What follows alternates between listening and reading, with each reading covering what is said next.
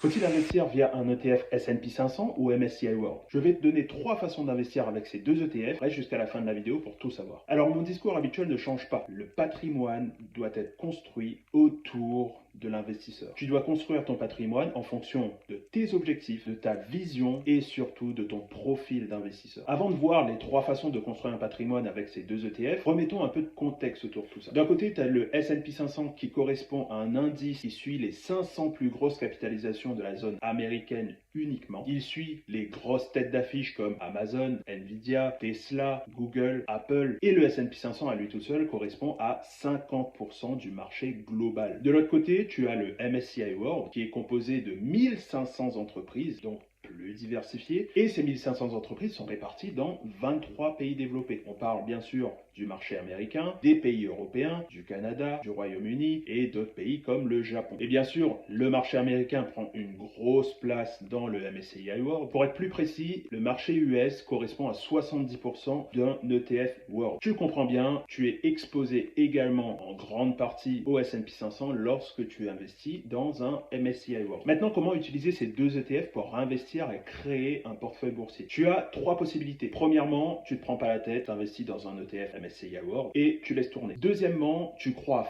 fermement au marché américain et tu décides d'aller full S&P 500. C'est un peu plus risqué parce que si le marché américain chute, tu es très exposé, mais beaucoup d'investisseurs le font. Ça va dépendre de ta vision, de ton profil de risque et également de tes objectifs. Et la troisième solution, c'est de créer ton propre MSCI World à partir d'un S&P 500. Tu peux récupérer un ETF S&P 500 et le coupler avec un ETF Europe et rajouter d'autres ETF pour diversifier tout ça comme un ETF marché émergent ou autre. Le problème avec ces solutions, c'est que ça va engendrer des frais parce que tu as plus d'ETF et qui dit plus d'ETF dit plus de frais. Et en investissement, les frais, c'est le monstre caché sous ton lit que ça va plomber ta rentabilité sur le long terme. Donc, parmi ces 3 solutions, dis-moi en commentaire laquelle tu préfères et abonne-toi si tu veux apprendre plus sur la bourse.